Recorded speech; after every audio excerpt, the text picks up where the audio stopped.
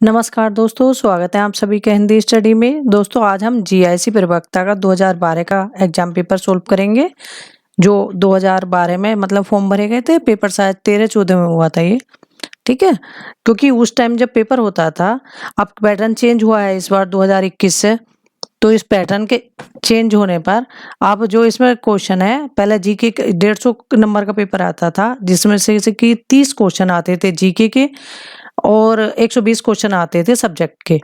लेकिन अब जो पैटर्न चेंज हुआ है उसमें है 80 क्वेश्चन सब्जेक्ट के और 40 क्वेश्चन जीके के आने वाले हैं। तो ये इस बार चेंज हुआ है।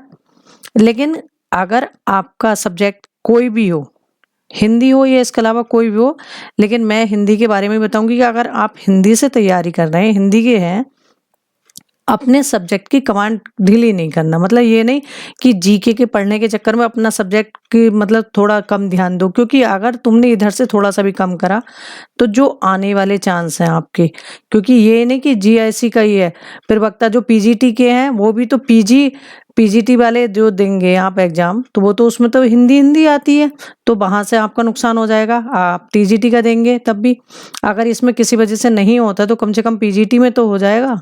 तो पीजीटी और इसकी सैलरी तो सब बराबर ही है ना, लेकिन बस सिर्फ अंतर है कुछ चीज़ों का। लेकिन ऐसा नहीं है, अगर तुमने अपने सब्जेक्ट से ही कमांड थोड़ी अपनी ढीली कर दी तो अपना नुकसान करोगे।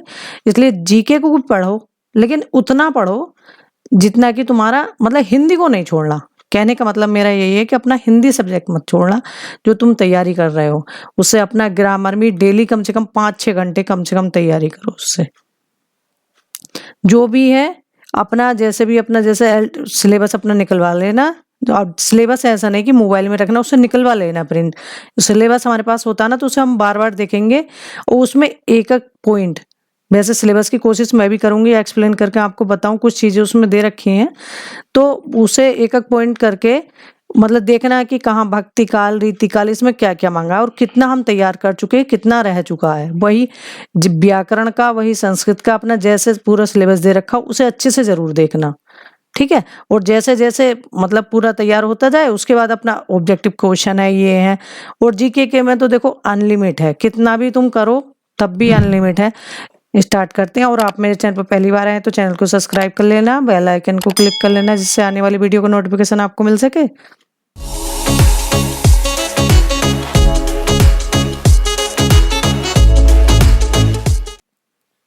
और सबसे बड़ी बात ये कहूंगी, अगर आप तैयारी कर रहे हैं ना तो रामचंद्र शुक्ल जी का इतिहास जरूर पढ़ना, क्योंकि उससे आपको बहुत मदद मिलने वाली है। जो रामचंद्र शुक्ल जी का इतिहास है वो एक आधार ग्रंथ है अपने साहित्य का, ठीक है। हिंदी का सबसे आधार ग्रंथ माना जाता है जो रामचंद्र शुक्ल जी का इतिहास है। और पेपर ये नहीं कि जैसे प्रवक्ता के पेपर आप पीजीटी के देखो, ये देखो, और जो पुराने पेपर जैसे हरियाणा पंजाब जो भी अलग अलग हिमाचल में होते हैं, तो मतलब सब जगह के पेपर देखो, हिंदी सब एक ही है और क्वेश्चन भी आपको कितने सारे मिलेंगे उसमें। तो हिंदी कहीं भी है एक ही। आप मैंने नेट के क्वेश्चन डाल रखे हैं, उन्हें भी देखना, क्योंकि वो यही थोड़े कि वो नेट में आए तो वो इसमें नहीं आएंगे। हिंदी के नेट की अलग है, सब हिंदी तो एक ही है ना, ठीक है। तो स्टार्ट करते हैं आज की क्लास अपनी। बस मेरा कोई फायदा नहीं, ये है कि आपका कहीं ना कहीं फायदा हो तो मुझे भी अच्छा लगेगा। और मुझे कमेंट करके जरूर बताना कि कौन कौन सेलेक्ट हुए हैं। जब आपका रिजल्ट आएगा आप पास होंगे, टीचर बनेंगे, ठीक है। और विवेकानंद जी ने कहा ही है कि उठो जागो और तब तक नहीं रुको जब तक कि लक्ष्य न प्राप्त हो जाए। इसलिए निरंतर अभ्यास और प्रयास करते रहो, रुकना नहीं है जब तक मंजिल ना मिल जाए। या तो करो मत, और करो तो रुको वहीं जहां आपको मंजिल मिल जाए, ठीक है। स्टार्ट करते हैं क्लास अपनी। पहला क्वेश्चन है, पुरानी हिंदी ग्रंथ के लेखक हैं। तो जो पुरानी हिंदी ग्रंथ है इसके लेखक कौन है? वे हैं चंद्रधर शर्मा गुलेरी। आगे देखते हैं।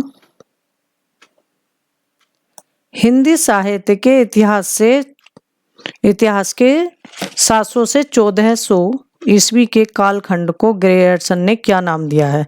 जो 700 से 1400 का जो कालखंड है उसको ग्रेयर्सन ने क्या नाम दिया है? तो वो क्या नाम दिया है? चारण काल। देखो ग्रेयर्सन का काल विभाजन ग्रेयर्सन का ही नहीं, मतलब सबसे पहला तो काल विभाजन का प्रयास इन्होंने ही किया था, तो इनसे तो क्वेश्चन हमेशा से ही बनते हैं। हिंदी साहित्य का इतिहास लिखना प्रारंभ कब से हुआ, काल विभाजन कब से करा, किसने किया, कहाँ से शुरू करा। वीडियो मैं भी बना चुकी हूँ, देखना चाहो तो उसे देख लेना, नहीं तो आपके पास जो भी बुक हो उसमें अच्छे से देख लेना कब कब से क्या क्या है, क्योंकि इससे क्वेश्चन हमेशा एग्जाम में आते हैं। इतिहास की आधारशिला है, इससे क्वेश्चन नहीं आएंगे तो किससे आएंगे बताओ। ठीक है, इसके देख लेना कि जैसे इसके, क्योंकि कई बार जो ग्रेयर्सन जी का है ब्रजभाषा का कृष्ण काव्य है, तुलसीदास है, मुगल दरबार है, रीति काव्य है, ये बहुत सारे इन्होंने जैसे कालखंड करे हैं, तो उन्हें देख लेना, क्योंकि अब यही बहुत है एग्जाम में रिपीट हो रहे हैं, जबकि ये तो पुराना पेपर है। लेकिन अब भी मैंने प्रेजेंट में भी देखा कि ये क्वेश्चन पूछा हुआ है कि जो ब्रज का कृष्ण काव्य है वो किसने काल विभाजन किया है, तो वो क्या है, जॉर्ज ग्रेयर्सन ने। ठीक है, तो इस तरह से इनका सबके काल विभाजन और नामकरण बहुत अच्छे से याद करने हैं।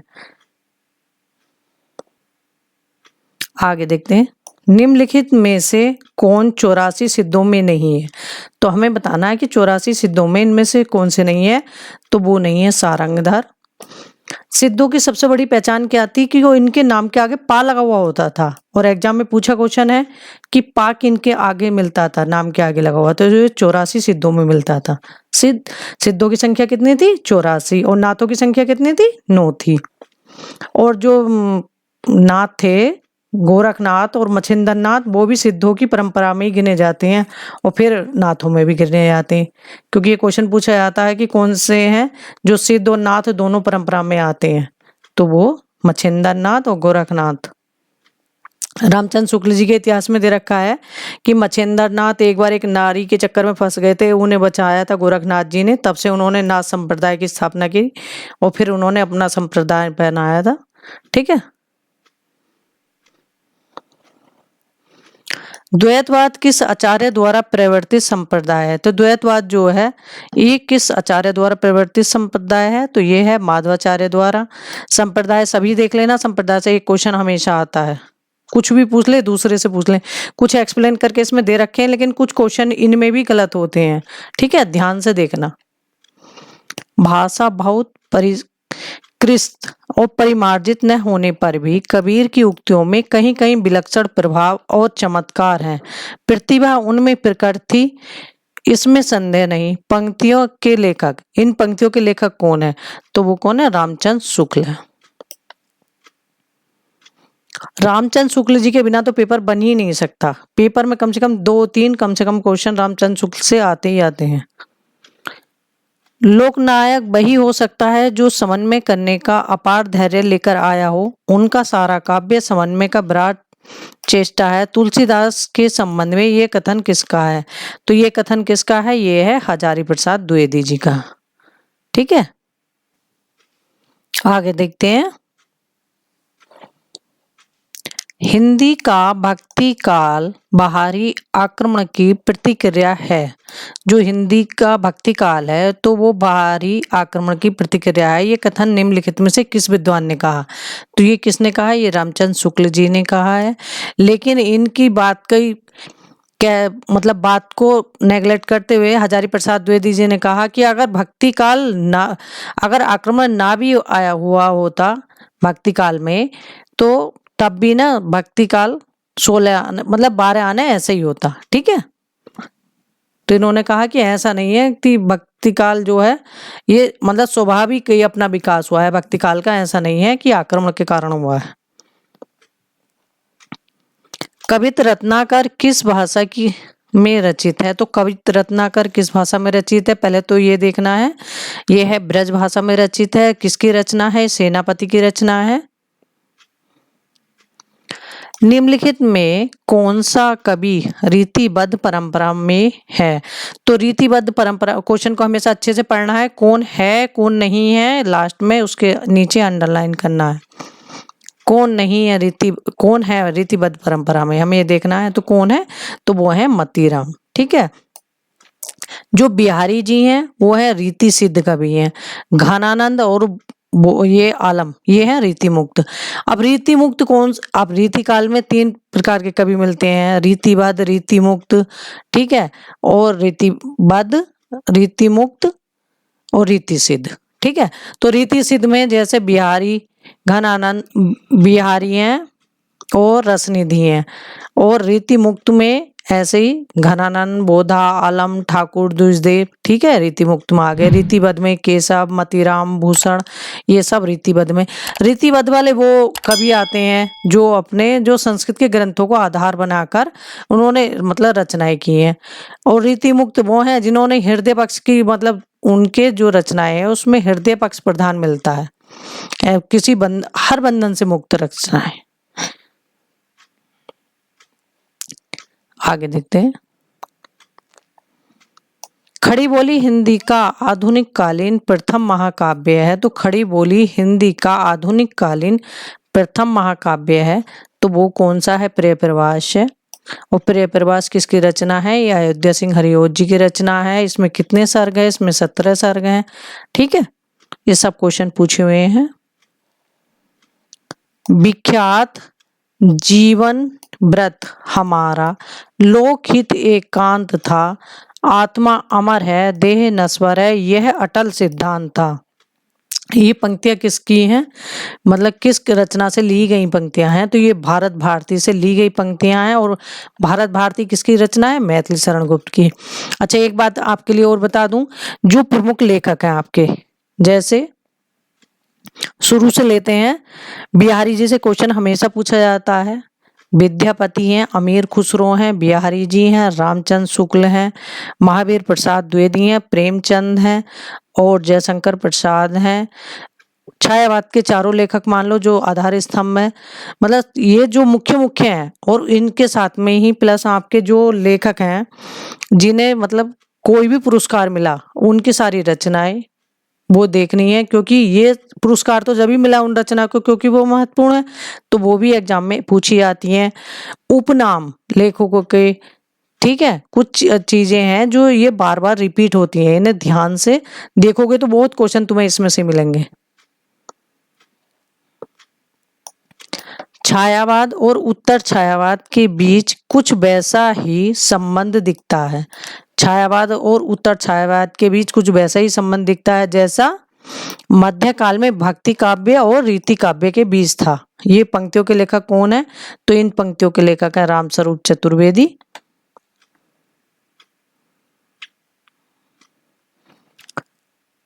दुखी जीवन की कथा रही, क्या कहूँ आज जो नहीं कही। ये काव्य पंक्तियां किस कृति की हैं? ये काव्य पंक्तियां हैं निराला जी की और सरोज स्मृति से ली गई हैं। ठीक है, ये पंक्तियां बहुत रिपीट होती हैं एग्जाम में। नई कविता की प्रमुख प्रवृत्ति हैं, तो नई कविता की प्रमुख प्रवृत्ति क्या है? तो उसमें क्या है?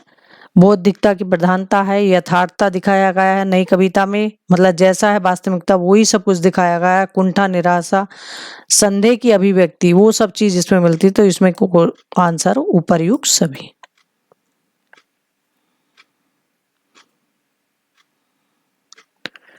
आचार्य रामचंद्र शुक्ल हिंदी की प्रथम कहानी किसे मानते हैं?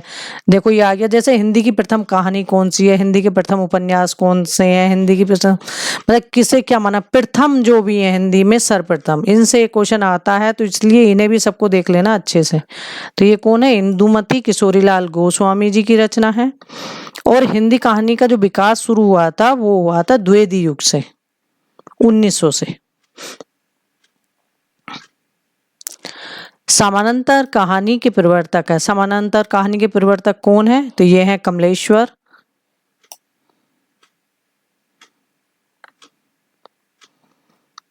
कुमार, यह मृत्यु और निर्वासन का सुख यह तुम अकेले ही लोगे, यह नहीं हो सकता, किस नाटक की पंक्ति है? तो ये किस नाटक की पंक्ति है? ध्रुव सामनी की है। ध्रुव सामनी नाटक किनका है? जयशंकर प्रसाद जी का नाटक। रानी केतकी की कहानी के रचनाकार हैं। रानी केतकी की कहानी के रचना कौन है? इंशाल्लाह खां। ये चारों लेखक जो हैं खड़ी बोली के प्रथम लेखक जो हैं, इनकी रचनाएं, इन लेखकों से संबंधित बातें जो भी हैं वो सब देख लेना, क्योंकि ये क्वेश्चन इनसे हमेशा पूछा जाता है। प्रिय नीलकंठी तथा निषाद बांसुरी किसके निबंध संग्रह हैं? प्रिय नीलकंठी और निषाद बासुरी किसके निबंध संग्रह है? ये है कुबेर नाथ राय के। कामायनी एक पुनर्विचार, कामायनी एक पुनर्विचार ये नामक आलोचना ग्रंथ के लेखक कौन है? तो इसके लेखक कौन है? गजानन माधव मुक्तिबोध। निम्नलिखित उपन्यासों का कालक्रम अनुसार सही विकल्प चिन्हित कीजिए। तो इसमें कालक्रम अनुसार लगाना है हमें। तो पहला है प्रेमाश्रम, गबन, कर्मभूमि और गोदान। ये रचनाएं किसकी हैं? मुंशी प्रेमचंद जी की।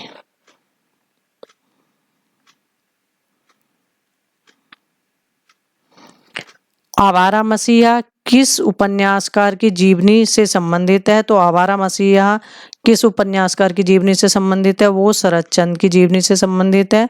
और ये किसने लिखी? विष्णु प्रभाकर ने। शरद चंद्र जो थे ये बंगाल के थे। इन्होंने बहुत काम करे और ये हमेशा घूमते रहते थे और मतलब कुछ ना कुछ करते रहते थे जनता के लिए, इसीलिए इनका नाम आवारा मसीहा नाम से विष्णु प्रभाकर ने इनका जीवनी लिखी।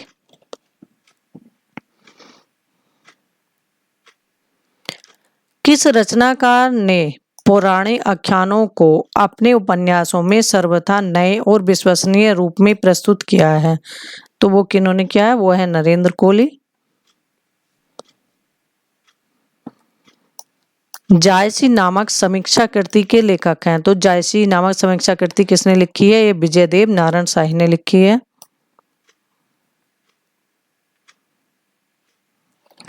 निम्नलिखित में से कौन सी रचना रेखा चित्र है? तो इनमें से हमें बताना है कि रेखा चित्र कौन सी रचना है। तो ये है पथ के साथी। और ये सारी रचनाएं किनकी हैं? महादेवी वर्मा जी की रचनाएं हैं। और पथ के साथी जो हैं इसमें इन्होंने 7 लेखक हैं। पहले रविंद्र हैं, जयशंकर प्रसाद हैं, निराला हैं और सुभद्रा कुमारी चौहान है, मैथिली शरण गुप्त हैं। इस तरह से ये 7 लेखक हैं जो इन्होंने इनके पथ के साथी में दिए। ये एलटी में पूछा गया था 2018 में क्वेश्चन कि महादेवी वर्मा का पथ का साथी है उसमें कितने मतलब लेखक दिए थे, कौन नहीं है या कौन है। ठीक है, इस तरह से पूछा था। तो देख लेना उन्हें भी कि कौन कौन है सही से। ठीक है, 7 लोग हैं वो। चिट्ठिया हो तो हर कोई बाचे किसके पत्रों का संग्रह है? ये आपका 2015 में भी आया है। ये फणीश्वर नाथ रेणु का है। ठीक है, और ये 12 में भी 2 बार रिपीट हुआ है। जैनेन जी के साथ कुछ घंटे, जैनेन जी के साथ कुछ घंटे इंटरव्यू के लेखक कौन है? ये है नंद कुमार कोहली।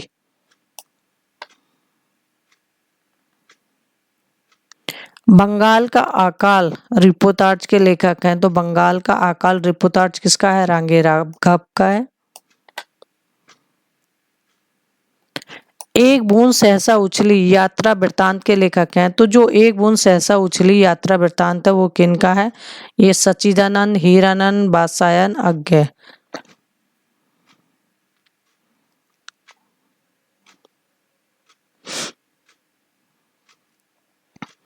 मूर्तिया किस लेखक की आत्मकथा है? तो मूर्तिया किस लेखक की आत्मकथा है?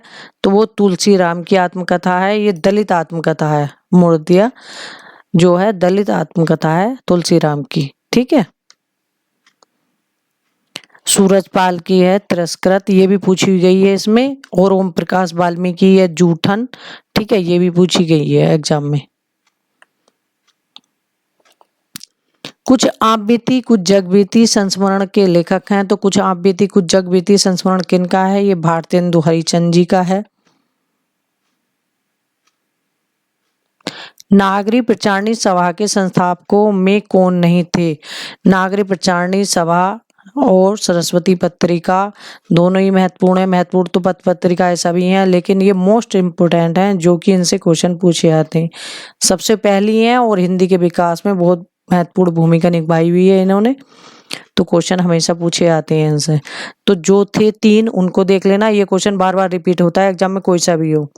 बाबू श्याम सुंदर दास, तो याद कर लेना श्याम, राम और शिव। ठीक है, बाबू श्याम सुंदर दास। एक बार एग्जाम में ये भी आया था हाँ कि जैसे श्याम सुंदर दास दे दिया था और बाबू श्याम सुंदर दास नहीं लगाया था उनके आगे।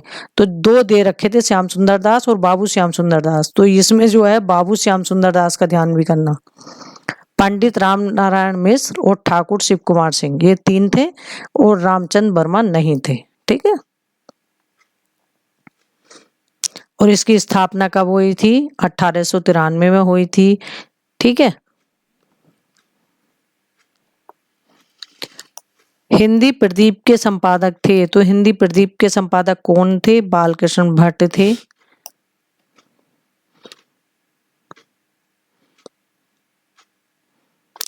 अंबिका दास व्यास की है पीयूष प्रभा, ये भी एग्जाम में पूछी गई है। प्रताप नारायण मिश्र की है ब्राह्मण, ये भी एग्जाम में पूछी गई है। बद्रीनारायण चौधरी की आनंद कादम्बनी, ये भी एग्जाम में पूछी गई है। ये सारी पत्रिकाएं एग्जाम में पूछी गई हैं और ये रिपीट होती हैं बार बार। और ये क्वेश्चन बनता है कि कौन से युग के लेखक, काल के लेखक मतलब पत्र पत्रिकाओं से जुड़े हुए थे? तो वो थे भारतेंदु युग के लेखक, जो पत्र पत्रिकाओं से जुड़े हुए थे। पत्रिका और संपादक की दृष्टि से एक युग्म अशुद्ध है, तो इसमें कौन सा है? वो है नया प्रतीक। तो नया प्रतीक किनकी है? ये अज्ञे जी की पत्रिका है। निम्नलिखित में से किस पत्रिका का संबंध भारतेंदु हरिचंद से नहीं है? भारतेंदु हरिचंद की 3 पत्रिका थी, तो वो कौन सी थी? कवि वचन सुधा, हरिचंद मैगजीन और यह है बालबोधनी पत्रिका। ठीक है, और ब्राह्मण जो है प्रताप नारायण मिश्र की है।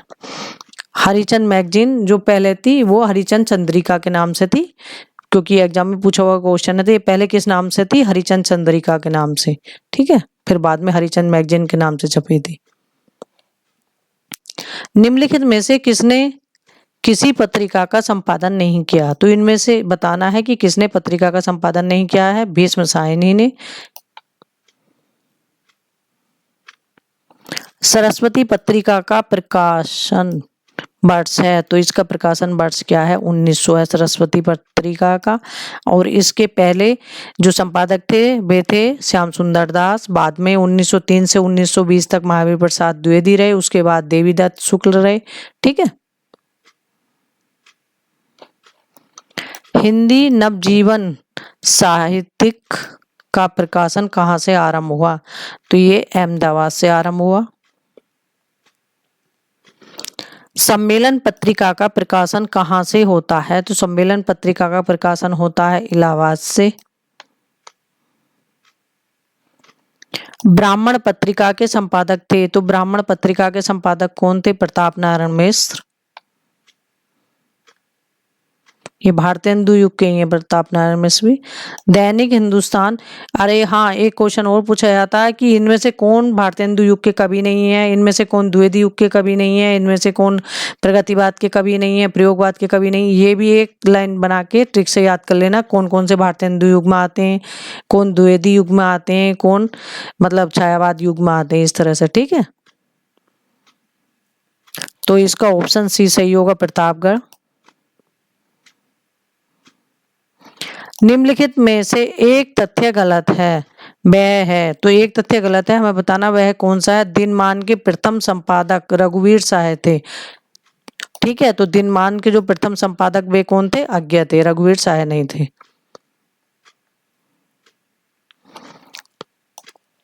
हिंदी समाचार पत्र बंगदूत, जो हिंदी समाचार पत्र है बंगदूत, कब प्रकाशित हुआ था? तो वो हुआ था 1829 ईस्वी में। ठीक है, कलकत्ता से। हिंदी का पहला समाचार पत्र कौन सा है? उद्दंड मार्तंड। ठीक है, क्योंकि एक समाचार सुधा वर्षण, ये 3-4 तो पूछे ही जाते हैं। और सबसे पहला कौन सा समाचार पत्र निकला था? वो निकला था बंगाल गजट, लेकिन वो था इंग्लिश भाषा में। ठीक है, उसकी भाषा क्या थी? अंग्रेजी थी।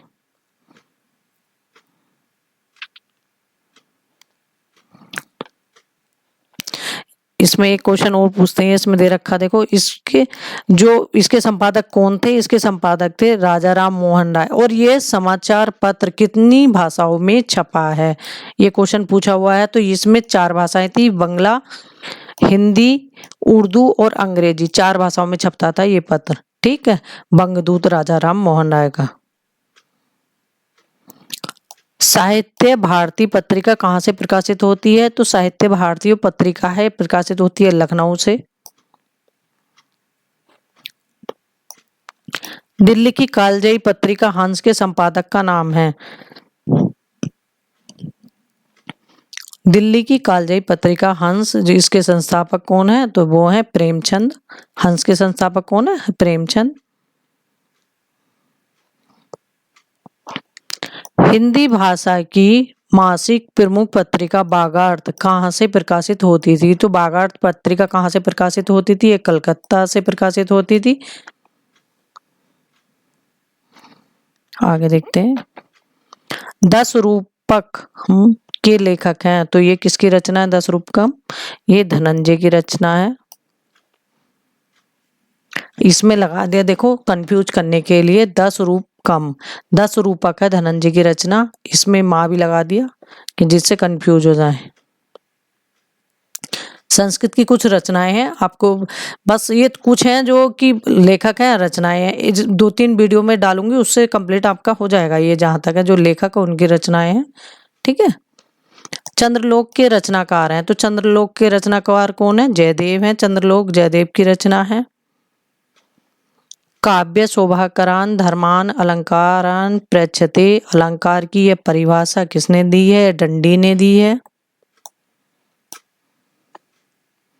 आगे देखते हैं। रस निष्पत्ति की विवेचना में भाव तत्व और भोज तत्व की कल्पना किस आचार्य ने की है, तो वो की है भट्टनायक ने।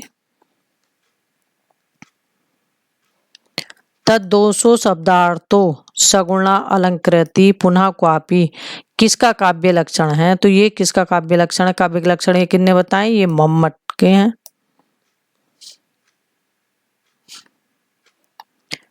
भट्टनायक का भुक्तिवाद किस दर्शन पर आधारित है, तो भट्टनायक का भुक्तिवाद किस दर्शन पर आधारित है, वो सांख्य दर्शन पर आधारित है।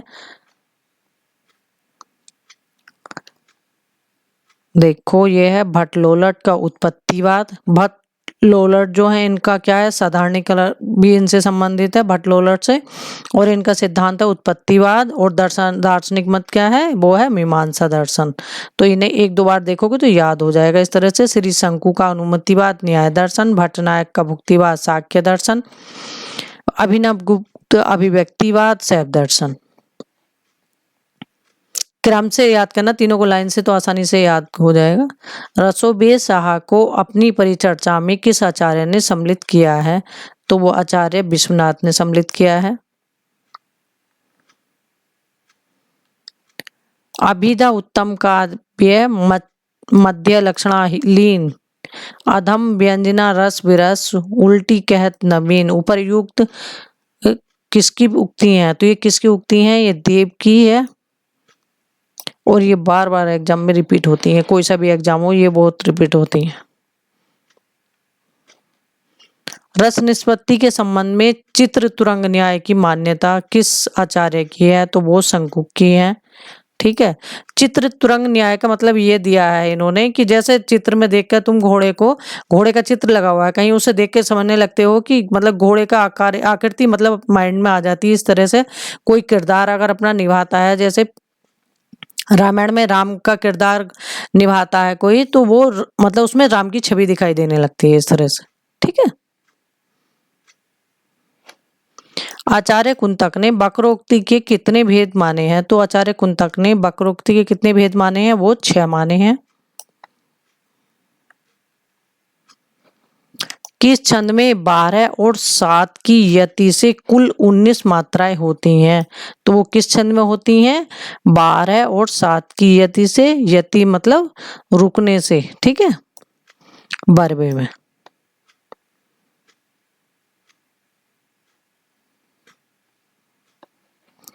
रीति संप्रदाय से संबंधित काव्य शास्त्रीय ग्रंथ है, तो रीति संप्रदाय से संबंधित काव्य शास्त्रीय ग्रंथ कौन सा है, काव्य अलंकार सूत्र।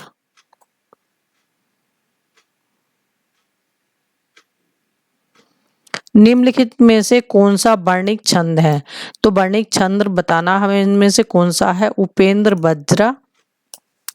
ये देख लेना, जैसे इसमें वर्णिक है ऐसी मात्रिक पूछ लेंगे, इनमें से कौन सा मात्रिक छंद है। छंद अपने कितने होते हैं, अभी तक एग्जाम में 2 ही माने हैं, वर्णिक और मात्रिक 2 छंद होते हैं, और मतलब इसमें कितने भेद हैं मात्रिक छंद के, जैसे यति, गति, तुक, लय, क्रम, वर्ण, इस तरह से मतलब कितने हैं वो भी याद कर लेना। किसमें मतलब सम कौन से चरण होते हैं, विषम कौन से चरण होते हैं, और इससे संबंधित क्या है आपका, जैसे कि सम चरणों में जैसे चौपाई है, और कौन कौन से आते हैं कि सम जो अपने मात्रिक छंद है। ठीक है, इस तरह से जो दे देते हैं कि इसमें कौन सा सम मात्रिक छंद नहीं है। आगे देखते हैं। वक्रोक्ति के विरोधी आचार्य हैं, तो वक्रोक्ति के विरोधी आचार्य कौन से हैं, विश्वनाथ है। आचार्य भरत मुनि ने गुणों की संख्या कितनी मानी है, तो भरत मुनि ने गुणों की संख्या कितनी मानी है, 10 मानी है। वामन ने 20 मानी है, ज्यादातर ने लेकिन 10 मानी है। और गुण कितने होते हैं, प्रसाद, ओज और माधुर्य, मुख्यतः गुण कितने होते हैं, 3 होते हैं।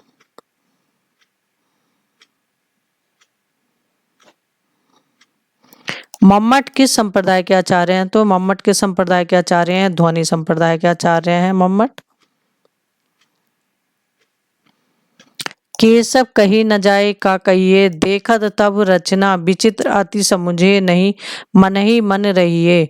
ऊपरयुक्त उद्धरण में किस रस की अभिव्यक्ति है, तो वो किसकी है, अद्भुत रस है इसमें।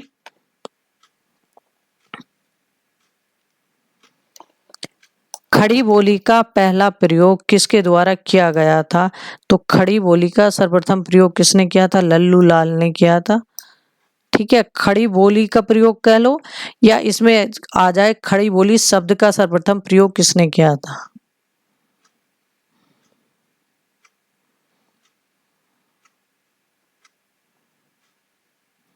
उच्चारण की दृष्टि से बा ध्वनि है, तो बा ध्वनि उच्चारण की दृष्टि से क्या है, दंतोष्ठ्य। ठीक है, बकारस्य दंतोष्ठ्य। वर्णमाला से तो एक क्वेश्चन आपका आता ही आता है हमेशा। 66 अंक का केंद्रीय हिंदी निदेशालय के अनुसार मानक उच्चारण है, तो 66 को हम हिंदी में कैसे लिखेंगे, 66। ठीक है, आगे देखते हैं।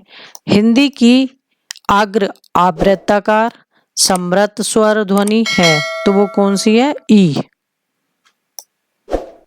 समृत कौन से हैं, आवृत कौन से हैं, सारे ये भी देखने, क्योंकि ये सब अपनी वर्णमाला में ही आ जाएंगे। और वर्णमाला को तो 1-2 बार तुम अच्छे से पढ़ लोगे तो सभी एग्जामों के लिए तैयार हो जाएगी, वो कोई से भी एग्जाम दो हिंदी से संबंधित। पूर्वी हिंदी की बोलियों का विकास हुआ है, बोली से भी क्वेश्चन एक हमेशा आता है। पूर्वी हिंदी की कुछ टॉपिक हैं जिनसे हमारे बार बार सभी एग्जामों में क्वेश्चन आते हैं। पेपर देखने का मतलब क्या होता है, पुराने पेपर देखने का मतलब यही होता है कि उसमें हमें ये देखना है कि कौन सी चीजें हैं कि एग्जाम में आती हैं और बार बार आती हैं, इसलिए हम पुराने पेपर देखते हैं।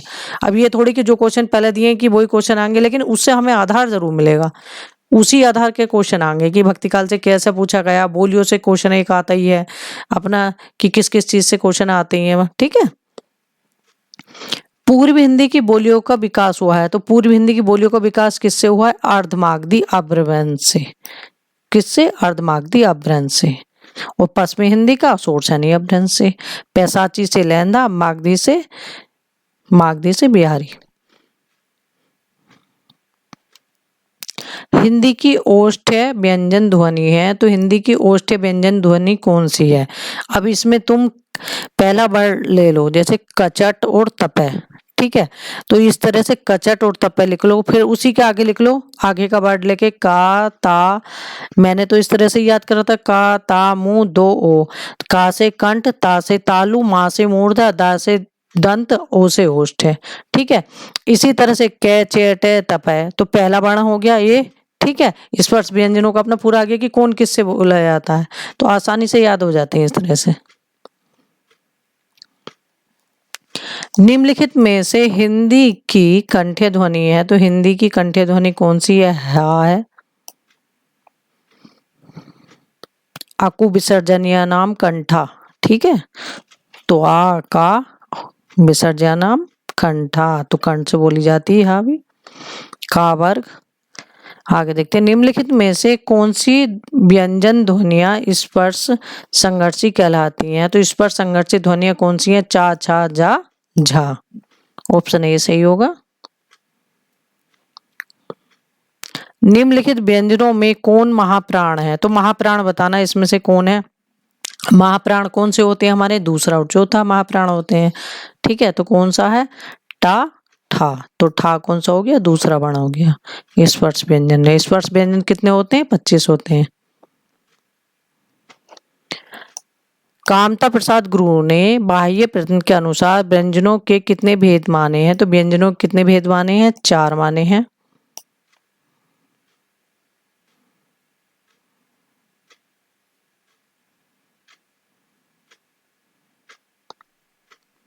आगे देखते हैं, निम्नलिखित में कौन सी पश्चिमी हिंदी की बोली नहीं है? पश्चिमी हिंदी की बोली कौन सी नहीं है? डोंगरू। ठीक है, जो है ब्रज, बुंदेली, कन्नौजी। ठीक है, ये किनकी बोली है? पश्चिमी हिंदी की बोली है।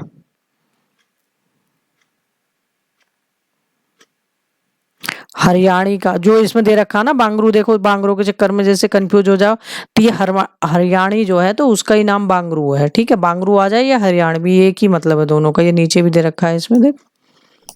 तो ये पश्चिमी हिंदी की बोलियां कौन सी है? खड़ी बोली, ब्रज, बुंदेली, कन्नौजी और हरियाणवी। ठीक है, ब्रज, बुंदेली और कन्नौजी कैसी औकार बहुलक बोली है ये। आगे देखते हैं, मनोविकार सूचक शब्दों, वाक्यांशों तथा वाक्यों के अंत में किस चिन्ह का प्रयोग होता है? तो किसका प्रयोग होता है? विस्मयबोधक चिन्ह का प्रयोग होता है।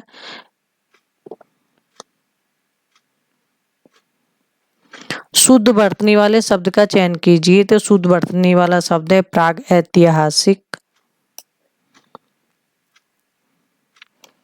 स्थिर शब्द का पर्याय है, स्थिर का पर्याय बताना है मतलब, तो अडिग।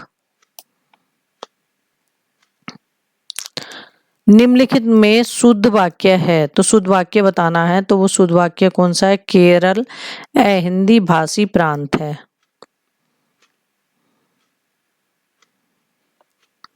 हिमवान का पर्याय है, तो हिमवान का पर्याय क्या है? हिमाद्री।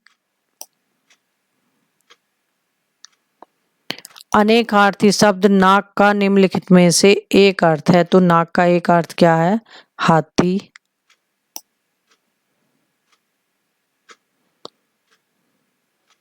गूलर का फूल होना मुहावरे का अर्थ है। तो गूलर के फूल होना मुहावरे का अर्थ क्या है? वो है दुर्लभ होना। आगे देखते हैं, इत्यालम में कौन सी संधि है? तो इत्यालम में कौन सी संधि है? वो है यण संधि।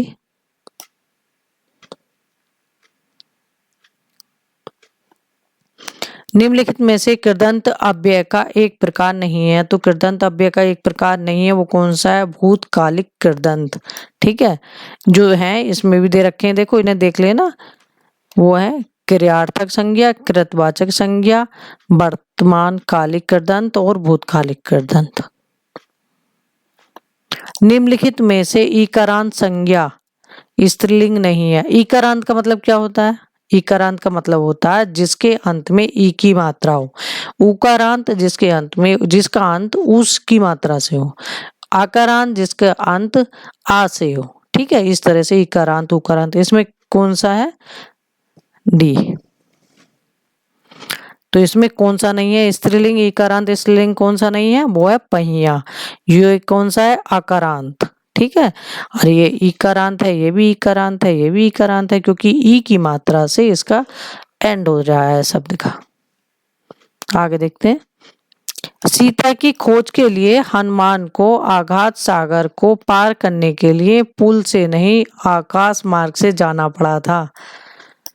उपरयुक्त वाक्य में विशेष्य का चयन करना है। तो इसमें विशेष्य क्या है? तो सागर, आघात क्या था? आघात क्या है? सागर है। तो इसमें कौन है विशेष्य? ये है सागर। जिस समास में सब पद अथवा उसका उनका समाहार प्रधान रहता है उसे क्या कहते हैं? तो उसे कहते हैं द्वंद्व समास। बहुब्रीहि समास में तीसरा पद प्रधान होता है, दोनों पद प्रधान ना होकर कोई तीसरा पद प्रधान होता है। तत्पुरुष समास में उत्तर पद प्रधान होता है। द्विगु समास में दोनों पद प्रधान होते हैं। ठीक है, ये सब क्वेश्चन पूछे हुए हैं एग्जाम में। क्रिया के उस रूपांतर को क्या कहते हैं जिससे उसके कार्य व्यापार के समय और उसकी पूर्ण अथवा अपूर्ण अवस्था का बोध होता है, उसे क्या कहते हैं? काल कहते हैं। दूसरा लड़का कहाँ गया वाक्य में दूसरा किस प्रकार का विशेषण है? पहला, दूसरा, तीसरा, चौथा। तो ये किस तरह का हो गया? ये हो गया क्रमवाचक विशेषण। ठीक है, जैसे 3, 4, 5, 10 कोई समूह में कोई बात है तो वो समुदायवाचक हो गया। गणनावाचक, इसमें देखो शब्द दे रखे हैं, नीचे देख लेना। इसमें गणनावाचक कौन से हैं? वो हैं 1, 2, 3। इस तरह से ये आ जाएंगे गणनावाचक में अपने। निम्नलिखित शब्दों में फारसी भाषा का शब्द है, तो फारसी भाषा का शब्द इसमें कौन सा है? चश्मा है। अनंग शब्द में कौन सा उपसर्ग है? तो अनंग शब्द में अन प्लस अंग, अनंग, अनुपसर्ग है। उपसर्ग कौन से होते हैं? जो शब्दांश के शुरू में लगकर शब्द के अर्थ में परिवर्तन करते हैं। और प्रत्यय वो होते हैं जो शब्द के अंत में जुड़कर उसके अर्थ में परिवर्तन करते हैं। निम्नलिखित में से कौन सा शब्द स्त्रीलिंग है? तो स्त्रीलिंग कौन सा है? नकेल। शब्द कई बार ये समझ में नहीं आए ना, स्त्रीलिंग पुल्लिंग, तो इन्हें वाक्य प्रयोग करके भी देख सकते हो, तो उससे भी समझ में आ जाते हैं। प्रत्यय उत्पन्न शब्द में प्रयुक्त उपसर्ग है, तो इसमें कौन सा उपसर्ग है? प्रति।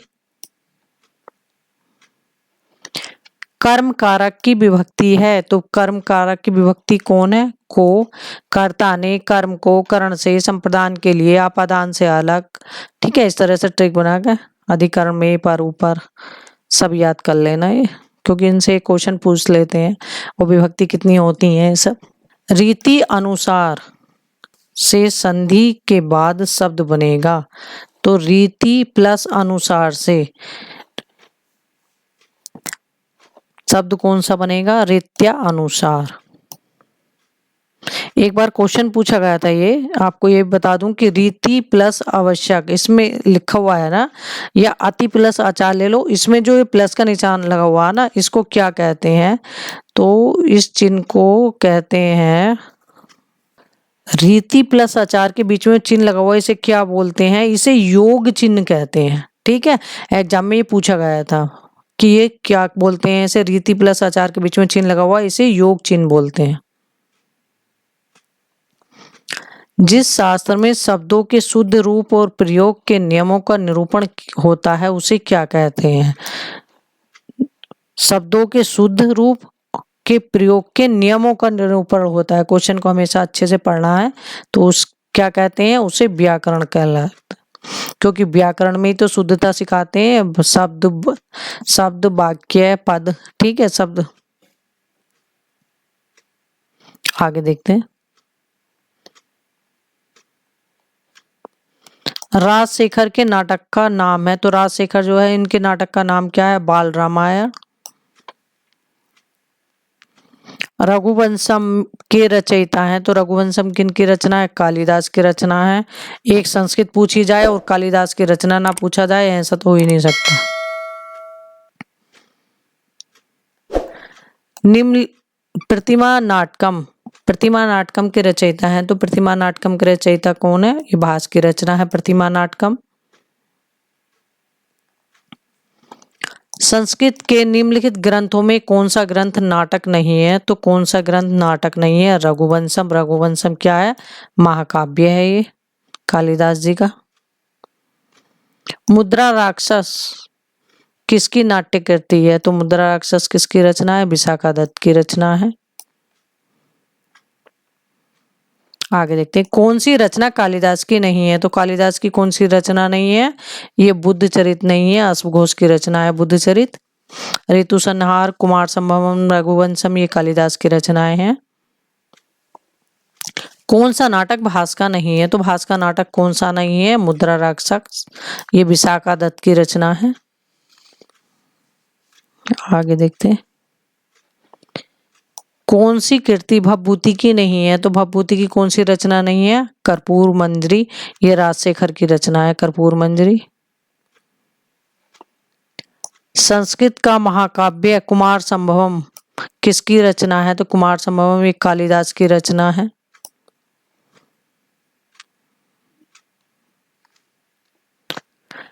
नव सहा सांग चरित चंपू कृति के रचयिता हैं? तो श्रीहर्ष की रचना है।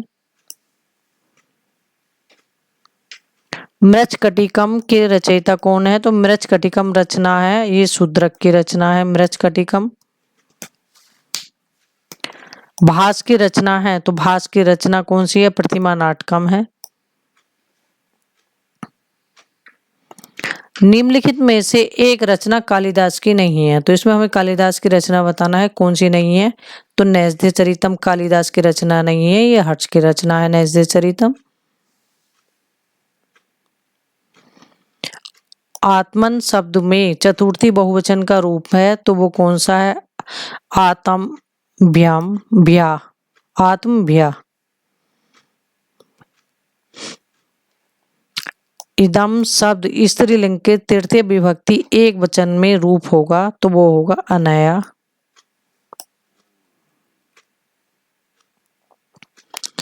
सह के योग में कौन सी विभक्ति प्रयुक्त होती है? तो सह के योग में कौन सी विभक्ति प्रयुक्त होती है? सहयुक्ते प्रधाने तृतीया विभक्ति।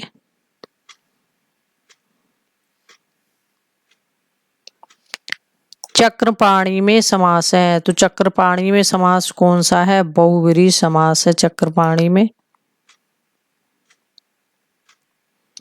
छात्र ने 2 पुस्तकें खरीदी का सही संस्कृत अनुवाद बताना है, तो सही संस्कृत अनुवाद इसमें कौन सा है? छात्रा द्वय पुस्तकों क्रीता। शुद्ध वाक्य का चयन कीजिए, इसमें से शुद्ध वाक्य का चयन करना है। ये वाक्य हमेशा ऐसे का ऐसे रिपीट होता है एग्जाम में। ग्रामम परितः वृक्षा सन्ति। सर्वस्य सर्वयो सर्वेषाम किस विभक्ति के एक वचन द्विवचन बहुवचन के रूप हैं? तो ये षष्ठी विभक्ति के हैं, षष्ठी विभक्ति।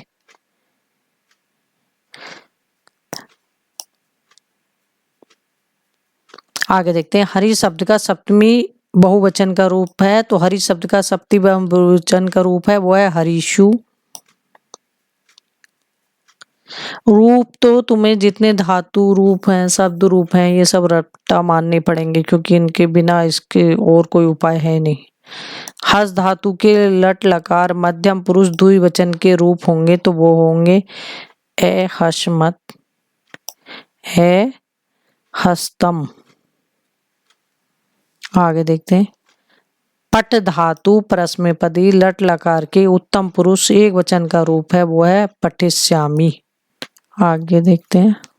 अस्मद में अस्मद शब्द का तृतीय बहुवचन का रूप है, तो अस्मद का क्या? मैं, तो इसका तृतीय बहुवचन का रूप है वो क्या है? ए अस्माभि। हरिणा हरिभ्याम हरिभि किस विभक्ति के एक वचन द्विवचन और बहुवचन के रूप हैं? तो ये तृतीय विभक्ति के हैं। ये आज हमारे 120 क्वेश्चन हमारे कंप्लीट हो गए हैं। जो जीआईसी प्रवक्ता का पेपर था हमारा कंप्लीट हो गया है। ठीक है, इस तरह से बस एग्जाम पेपर देखने से क्या हमें आधार ही तो पता चलेगा, बाकी ये थोड़ी कि सारे क्वेश्चन ऐसे कैसे रिपीट होंगे।